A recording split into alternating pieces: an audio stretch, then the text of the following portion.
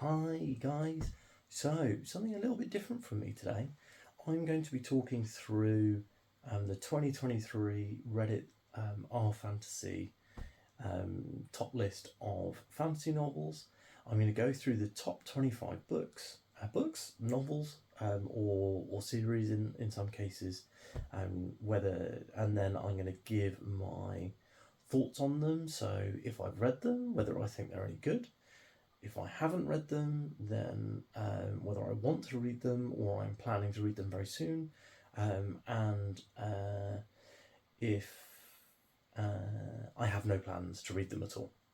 So there may be some unpopular opinions here, and oh, I'm not going to spoil it. I was about to say any fans of XYZ probably don't want to watch it, but it's probably way more fun if you watch along and don't know if I like the stuff you like, and then maybe I do, maybe I don't.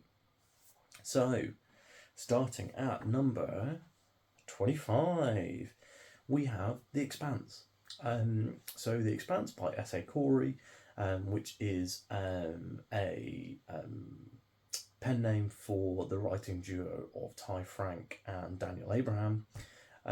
Made into a very successful science fiction show for Amazon, previously, I think, the Sci Fi Channel.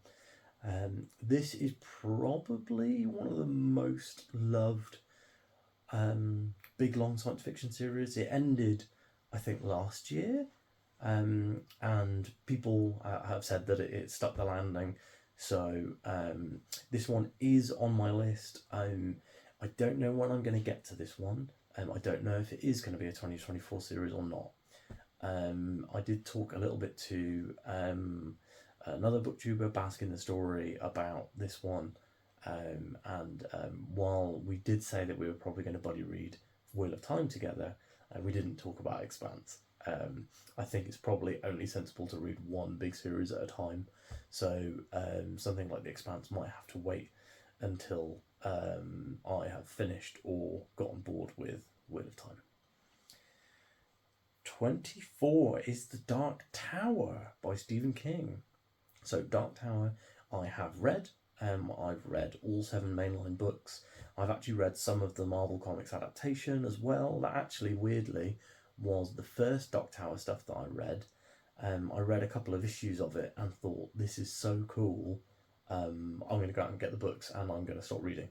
And the first ever Dark Tower comics were an adaptation of book 4, weirdly. So I kind of had some of that prequel knowledge, because book 4 is mostly a prequel. I had some of that prequel knowledge going into the first few books. So that's kind of fun. Dark Tower is one of my top favourite fantasy series of all time. I absolutely love it. I recommend it to not anyone, but people who are interested in a different kind of fantasy, a twist on it. It's very much kind of like a fantasy, a weird fantasy crossed with a spaghetti western. So really, really interesting. Absolutely. People say that you have to push through the first book, but I think the first book's one of my favourites of the entire series. Maybe I'm not a reliable person to be recommending the series to you, but I absolutely loved it. Properly recommend it, obviously, because it's in my top 5 series. Next one, 23, is Piranesi by Susanna Clarke, another one that I have read, and there's actually a review on the channel, so I won't spoil what I think of it. I did enjoy it. If you want to hear my detailed thoughts, then go and watch the Piranesi review. 22 is The Witcher by Andrzej Sapkowski. So my interest in The Witcher is an interesting one to talk about. So I love The Witcher 3 Wild Hunt video game. Absolutely love it. I think it's probably one of the best RPGs ever made.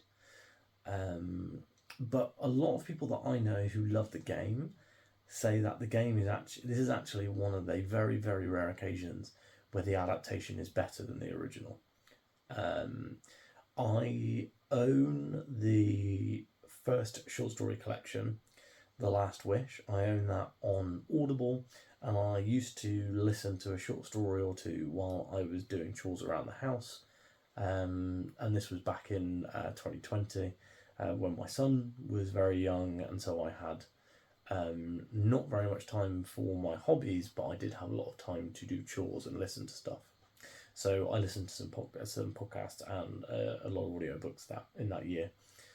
Um, I never finished the short story collection, and I think that is possibly something to do with the fact that I don't love audiobooks and I don't always get on with them.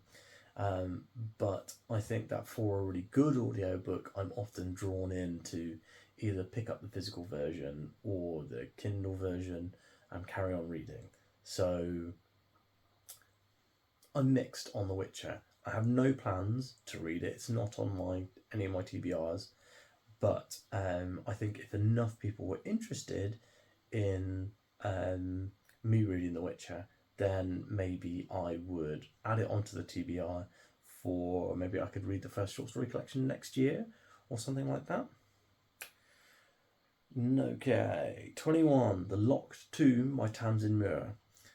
So this is the Gideon the Ninth series, I think, which is about lesbian necromancers in space. That sounds like an incredible story pitch. Unfortunately, the thing that I will say about Locked Tomb is I'm interested in reading it because I do like to form my own opinions on stuff, but I've got no interest in reading it in the short term because a couple of the guys that I watch booktube videos for who have very, very, very similar opinions to me have said that they did not like it. So it's hard for me to put aside the massive growing list of books that I think that I will love for a book that I'm not sure about. See again for The Witcher, really, very similar concept. But the Gideon the Ninth, Harrow, the whatever, the Locked Tomb series, just because I'm not sure I will love it, I don't really want to give too much reading time to it, if that makes sense. Next up, we have The Earthsea Cycle by Ursula K. Le Guin. I know nothing about the Earthsea Cycle. I have been told by a lot of friends that they read it young and really enjoyed it in a similar way that I think maybe Americans read Le Guin in a similar way to how like every British child read Narnia with their parents growing up. So I definitely am interested in Earthsea. However, because a lot of people have said it's a book they read growing up, this is in the very elusive TBR of books that I will probably read with my children, or child in this case. I only have one child. So because I would like to share some really good fantasy stories with Peter, I don't want to I don't really want to read a lot of this stuff by myself, so that we can enjoy it together when he is old enough to kind of want that like chapter a night bedtime story sort of reading. At the moment, he's just he just enjoys like kids' books. He's going to be 4 in a few weeks' time, so he's still quite young. Next up, The Broken Earth by N.K. Jemisin. This is another one that I know almost nothing about. The one thing that I will say is I have read I've read a comic by N.K. Jemisin that was called Far Sector, which was about a Green Lantern in a kind of they like their zone, or their like patrol zone was like a city planet, like a city-state planet. It was a really interesting comic that I actually haven't finished and probably should go back and finish while I still have the DC Infinite subscription. But I know nothing about the Broken Earth trilogy. I could see myself reading this one, especially if I finish off Far Sector and really enjoy it. So this is a no plans to read. However, because I have liked Jemison's writing and totally see myself finishing that series. If I finish that and like it, then that'll probably point me into reading something like the Broken Earth trilogy. Bro, is it a trilogy? I'm not sure. Murderbot Diaries is number 18. Probably gone quick. So, Murderbot Diaries. I think my unpopular opinion on Murderbot is known, but I think the Murderbot books are essentially all the same. Very, very, very similar story structure, with some very light changes to the kind of peril in question with each one. The only ones that I think are truly worth reading are the first book, All Systems Red, and the first full novel. That's where I stopped. So I read that first full novel, and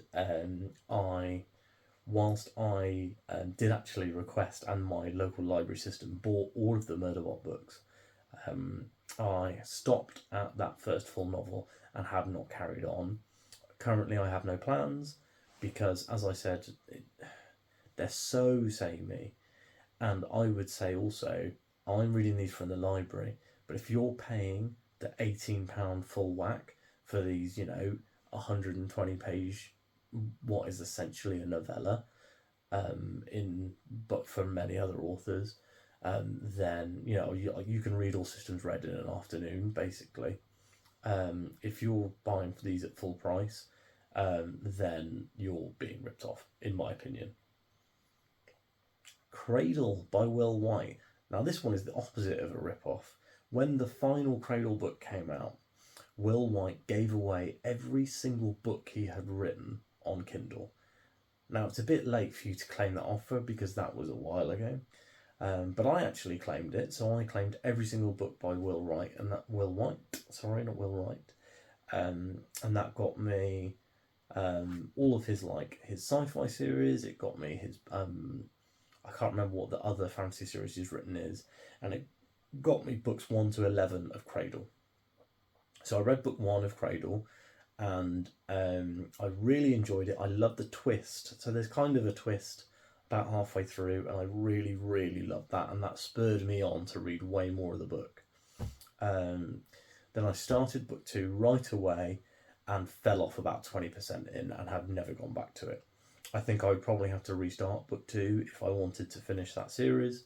I absolutely do see myself coming back to that one, and I was thinking about Cradle as a good palate cleanser for Wheel of Time when I read that next year. I don't know, however, whether I want my palate cleanser and my main series to be the same genre, so I might be looking for either urban fantasy or science fiction. Hold this space. I am interested in reading Cradle. I've read one book. While I currently have no plans to read it any further, obviously recommendations I get on here will play a factor into whether it goes into the TBR or not. The next one, Dresden Files. You guys know I said the Dresden Files is many days, if you ask me, is my number 1 fantasy series of all time. There's only one mainline Dresden thing I have not read, which is The Law. I am planning on reading that at some point as a palate cleanser between a big novel. But at the moment, I'm kind of enjoying I'm reading these Stephen King books, which, while they're not small, are smaller than your average fantasy novel. They're all under 400 pages so far, I think. Dresden is excellent. I would really recommend everyone read Dresden, and unfortunately it is one of those where I say you probably need to read 3 books to see the full potential of the series.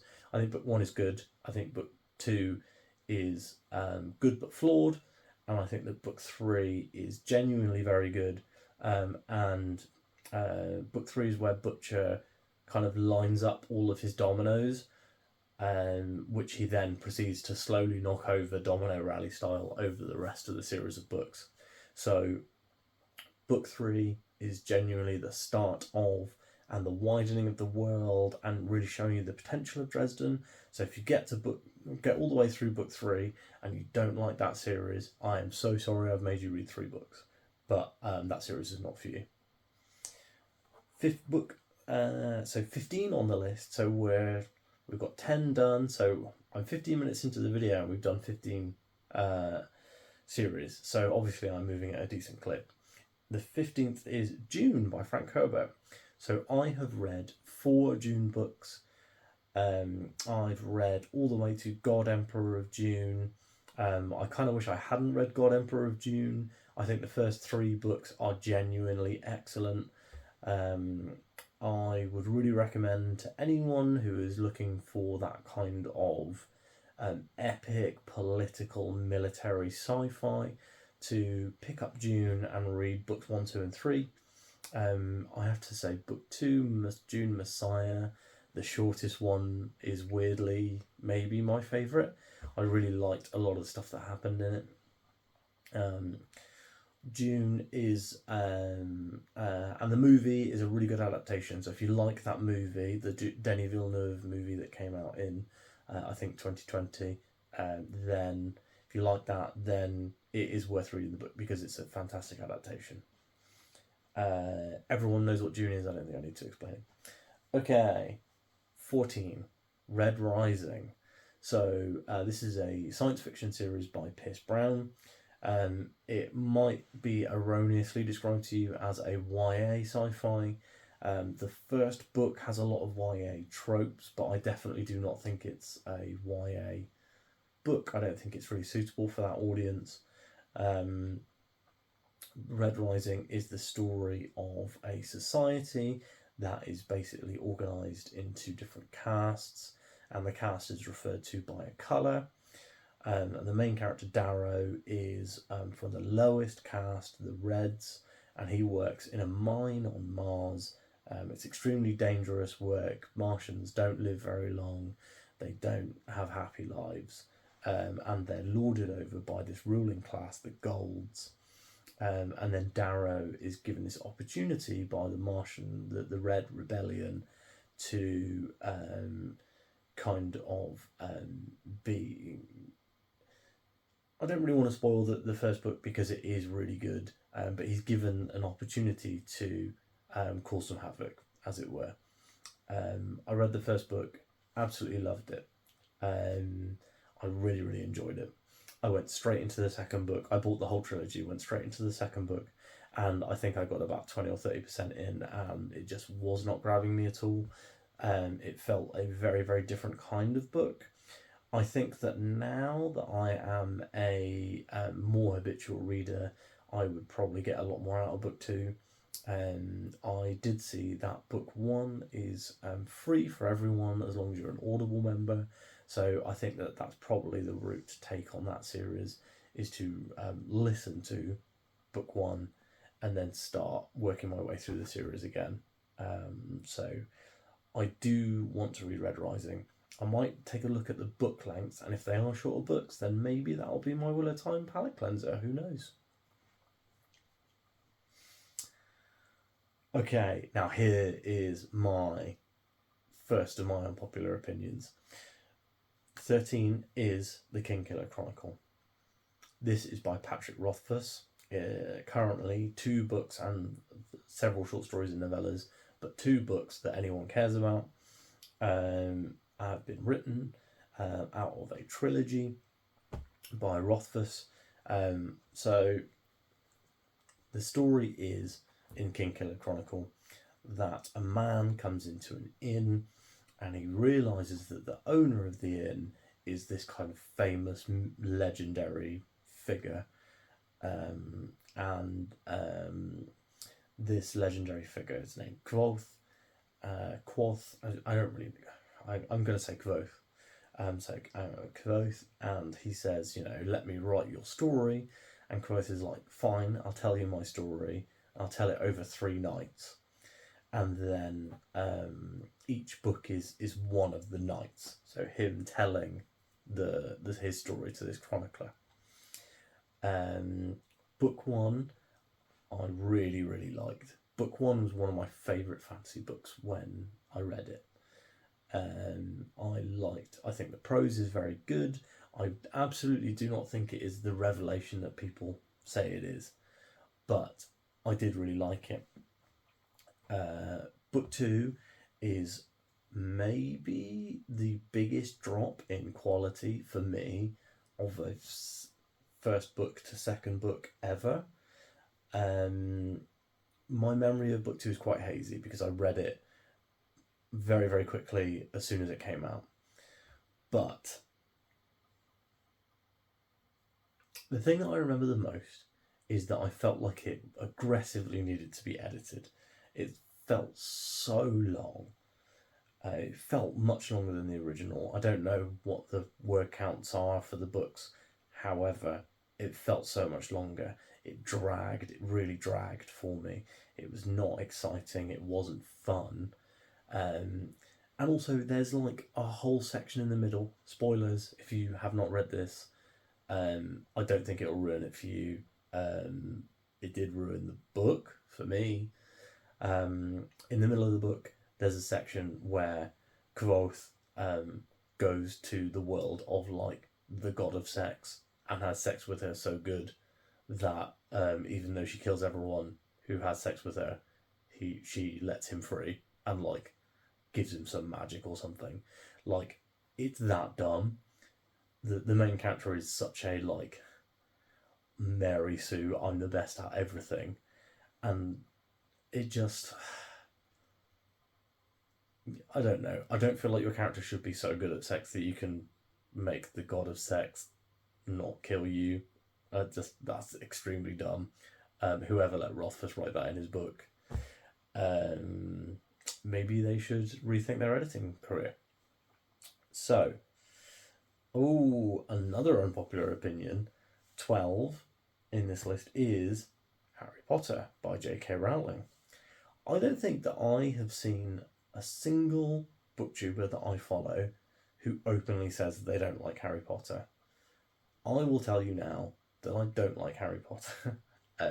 I read it I tried reading the first book as an adult. I tried to read it at university, which is when a friend of mine was like, "Oh, you like reading? You should read these books." And they just read like children's books, and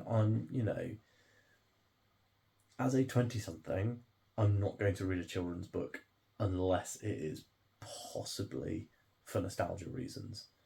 I just don't want that sort of sentence construction. I don't want that simplicity, and I don't want the kind of childish view on themes and things like that. That's just not what I'm interested in. And I also don't really love supporting J.K. Rowling and her extremely harmful viewpoints. I'm not going to get political here. I don't think that but yeah, I'm not going to get political, but I don't think there is anyone who could say that the tack that she has taken recently with her life and her writing work is not extremely harmful to either herself or the trans community or both. Next up, Gentleman Bastard by Scott Lynch. We're coming here to ones where... So this is a book that when I was not in the regular reading habit, I tried to read. I was recommended this by my friend Luke, who worked at the comic shop that I used to go to, and he knew that I loved fantasy, and he was like, "Oh, if you liked Name of the Wind, you should read Gentleman Bastard, Lies of Locke Lamora." He pitched me the whole series. He was like, "Oh, it's like fantasy magic Ocean's 11 in like set in magic Venice." And I was like, "Wow, say no more. Like, I'll read this." And I read a couple of chapters, and I bought it. I read a couple of chapters, and I don't know why, but it did not grab me at all. The same thing happened around the same time with The Final Empire, Mistborn, the first Mistborn book by Brandon Sanderson, which I eventually read and loved and would say is one of his best books. So I think that a lot of it then was that I was not in that regular reading habit. I was very easily distractible by the very high volume of video games I was playing at the time because I was working in a video game store. So yeah, I definitely want to read this one. I think that the thing that's going to get me to read this is the announcement for the release date for the fourth and final book. If once there's a release date, then I think it's going to be time for me to do a read, and maybe I'll do one a month leading up. This one is one of those long-awaited sequels that I absolutely believe will happen. So Scott Lynch has, he's shown that he's got drafts. I'm sure that there's been stuff going around that maybe publishers have seen a draft. So I absolutely believe that he's gonna write this one, and it's gonna come out. It might be another 5 years, but it's definitely coming out. Patrick Rothfuss from 2 numbers ago, absolutely no way he's writing that book. And even if he does, I couldn't be less interested after reading The Wise Man's Fear, and I probably will not read that sequel. Next up, at number 10, we have one of my favourite fantasy series of all time, the Greenbone Saga. So, Greenbone Saga by Fonda Lee is a trilogy of, I would say, urban fantasy, although they are second world fantasies. They're in a fantasy world that is not our own, but it feels very like our world. Is a second world is this urban second world fantasy, set in a world where a very small country, kind of like Japan or Hong Kong, has access to this mineral called jade, and natives of that country are able to use jade to gain superhuman abilities. And the country is essentially run by 2 crime families called clans, who are, you call them crime families, they're very much like the mafia. However, the activities they do are legal. They are part of the political structure of the society. The way that Fonda Lee has written this kind of Godfather epic, without making them actual criminals, is genuinely really interesting. There's a lot of shades of grey in this series, and I would highly recommend it. I think Greenbone Saga is just, it's just excellent, and I think everyone should read it. Next up, we have Malazan by Stephen Erickson. I've already multiple times professed my interest in wanting to read this. I own, I think, all of the 10, or maybe I only have like 6 or 7 when they've been on sale on Kindle, Malazan books.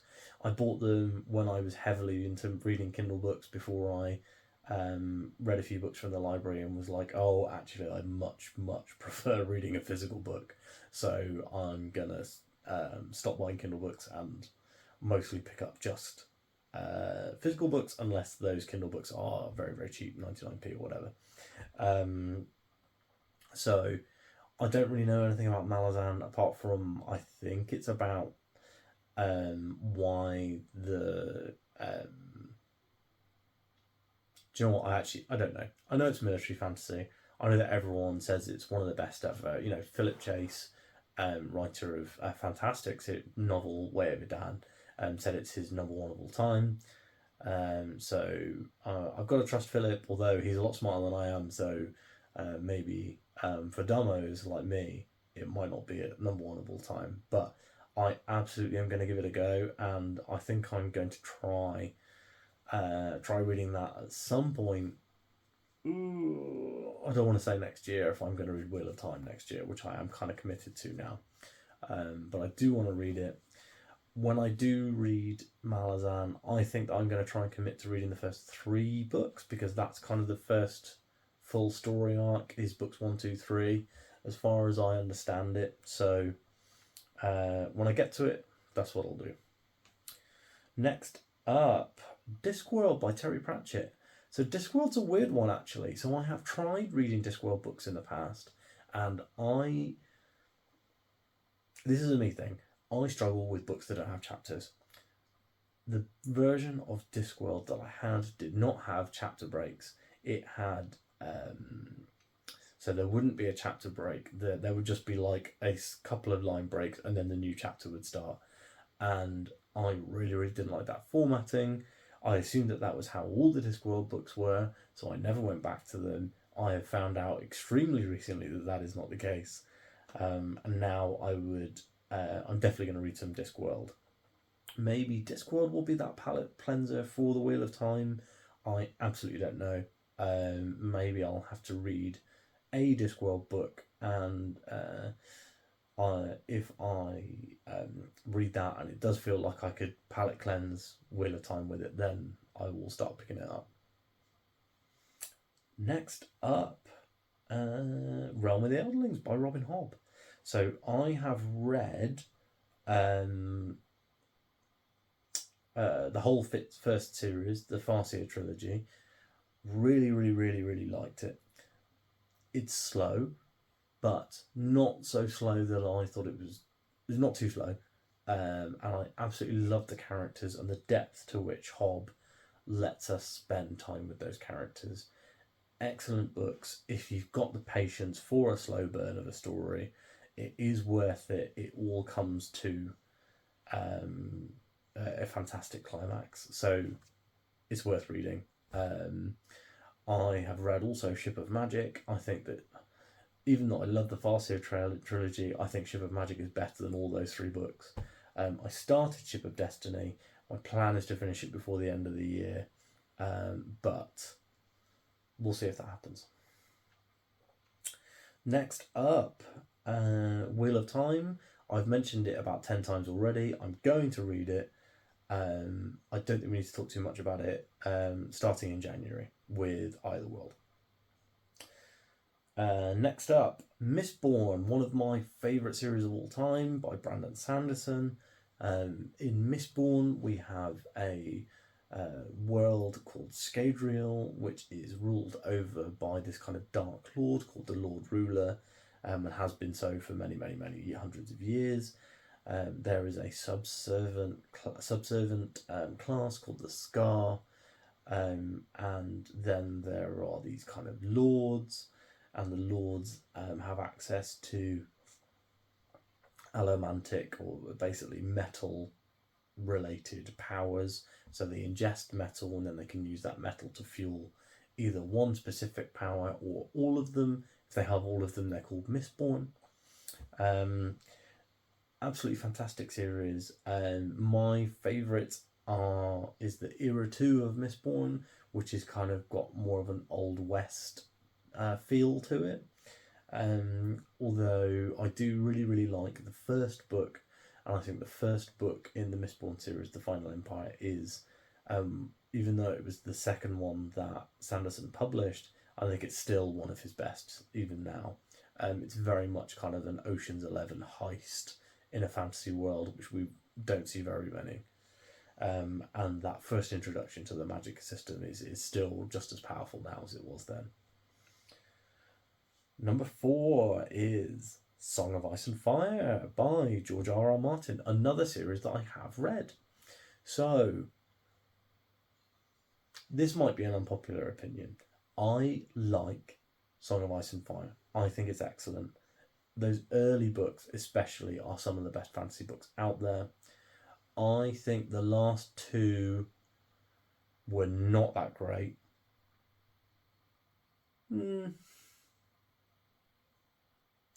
So the last one, Dance with Dragons, is book 5, I think, and that one I thought was very specifically quite poor. The writing is still good, the writing quality is good, but I did not like where the story went, and I didn't feel in the case of some characters that they were the way they behaved made sense with the way they had been portrayed in previous books. So we've gone quite far now down this progression of books by George R. R. Martin. The last two of them I've not loved. So I don't know if when eventually George R. R. Martin unfortunately passes away and someone like Joe Abercrombie finishes this series, I will read the next book. Simply because I really don't like the way that it's gone. However, I'll never say never, and I have to say I'd probably be swept up in the hype and I'd read it if a new one came out. So that's not my most unpopular opinion. That's coming in 2 entries' time. Next up, First Law by Joe Abercrombie. I know almost nothing about the First Law. I'm going to read it. It sounds, from the way that people talk about it, and when I've watched videos of people talking around it without giving much of the plot away, I am completely sold. I definitely want to read this series. This was genuinely in contention with Wheel of Time, Malazan, and a couple of other series for my big 2024 read. I decided, however, that I think with something like First Law, it's kind of this grimdark series, which is kind of a reaction to stories like The Wheel of Time. So I think that it makes more sense for me to read The Wheel of Time so that I can have that background when I go into some books that are a little more subversive and postmodern. Here's the take. Here's the one that people are gonna unsubscribe for. Middle-earth universe by J.R.R. Tolkien. I think it's boring. I don't think the books are very good. I think the characters are extremely thin. I think the songs are rubbish. This is very much... It's very hard for me to say all this stuff because people love these books, and I'm not saying that they are dumb for liking them. This is not one of those times where I read a book and I go, I don't understand how people like this. Harry Potter. No, that's a joke. There's a lot... It is not a story where I look at it and I read it and I go, I don't understand why people like this. I understand why you love Lord of the Rings, if you love Lord of the Rings, but it is absolutely not my thing. One of the reasons I was a little trepidatious to read, I was trying to think of another better word than that, but I was a little trepidatious to read Way of Adan, was because people said it was classic fantasy. And I traditionally do not like classic fantasy. I don't like the songs. I don't like the kind of thinner characters and this focus on kind of history and things like that. But I loved all of that stuff in Way of Adan. I even like the songs. So I think it's just that me and J.R.R. Tolkien do not get on. And it also isn't even that I don't like that I just don't like the books. I don't even think the movies are that good, and they're like universally beloved. So obviously it's just something about me and Middle Earth that do not mix. I think Middle Earth and I are oil and water. The one thing I will say is that now I have this reading habit, and now I've enjoyed the Way of Adan, and I'm going to read Prophet of Adan and Return to Adan. I'm not sure when, but I will definitely read them. When I get to those, if I enjoy both of those, then maybe it's time for me to reconsider whether I'm wrong and everyone else is right. And maybe I'll read Fellowship of the Ring or something. I did like The Hobbit, actually. So I did really like The Hobbit. I read that book in school. It's the first ever kind of full book that I read for school. when I was 11 years old. So maybe I'll read it with my son when he gets a bit older, and maybe we'll love it that way. Number one, and I think that if you've been anywhere near r/fantasy, this will not be a surprise, is Stormlight Archive by Brandon Sanderson. I love Stormlight. I love the characters. I love the setting.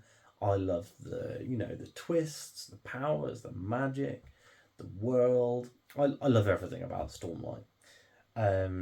It very, very narrowly missed out on my top 5 series because I think that I prefer Mistborn Era 2, because the first half of Way of Kings is real slow, I think too slow, and there's a lot of sections of Rhythm of War that I could kind of done without.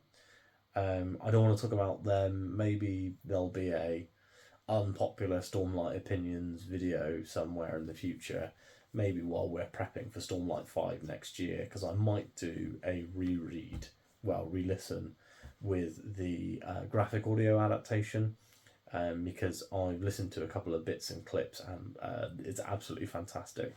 Fully voiced music, sound effects, the whole 9 yards. It's really, really good. And it's a kind of a completely different way to experience those books. So that's definitely on my list of things to get to. Maybe next year I'll be back to training ultra distance with my running again, and so I'll need hundreds of hours of audiobooks to keep up with the hundreds of miles I'll be running a month. So yeah, I have been talking now for so long. This is one of the longest videos I've ever made. I've been talking for so long that my voice has kind of started to go, as you probably can tell. So I think it's time to clear it up and close it out. You know what Stormlight Archive is. I think we all... I think there's very few people who don't like it. Interestingly, I have watched a couple of videos that are like, I don't like Way of Kings, and I've basically agreed with all of their points, but still love the book, which I think is the mark of like a proper true fantasy classic. So, what do you think of these top 25? Are there any in there that you absolutely love that I should be skipping a TBRQ and starting to read as soon as possible? Have you got any recommendations for palette cleansers for the Wheel of Time that I've talked about 20 times in this video? Do you think that I'm an idiot for not liking The Lord of the Rings? It's absolutely fine if you say so. Thanks so much for watching. If you've got another video like this or another kind of list of top fantasy series that you'd be interested in seeing me talk through and react to, or you'd like to see more of this top list, I think it goes all the way. Yeah, it goes all the way to, like, I'm reading through the page here. Yeah, it goes up to top 235. So if you'd be interested in seeing what I think of, all of these series, then absolutely let me know, and maybe I will look through some more series in a future week. Thanks so much for watching. As always, subscribe to the channel for more content. Like I said, we're doing Stephen King this month with the Bill Hodges and Holly Gibney books. I'm currently reading Finders Keepers. I spent most of this evening making YouTube videos. However, I am really enjoying the books, and I can't wait to talk to you guys more about them. And maybe I will read another book this month, but I'll keep that under wraps. Thanks again so much for watching, and I will speak to you guys soon.